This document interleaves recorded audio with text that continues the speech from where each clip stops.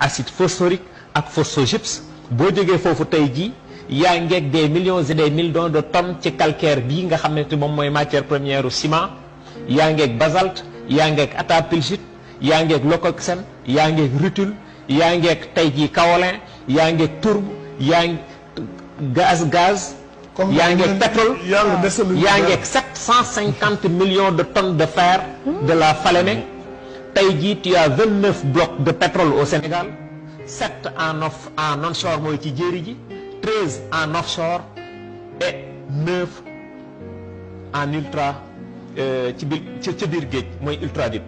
kon tey jii bu fekkee ni tey yor nañu lii lépp ci réew yow nga am ndox mu neex Saint-Louis ba Bakel c'est de l'eau douce kenn waranteetu ko ndox mu neex la Saint-Louis ba Bakel tey jii ma wax la tey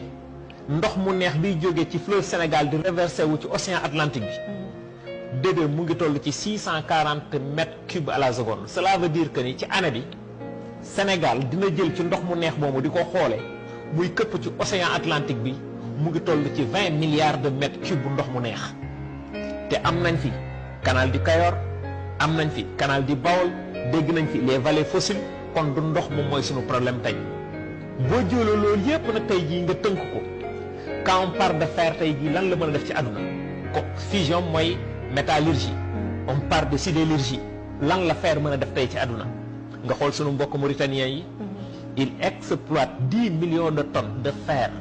par année mu leen di rapporter plus de 350 milliards yow nga yor 750 millions de tonnes de fer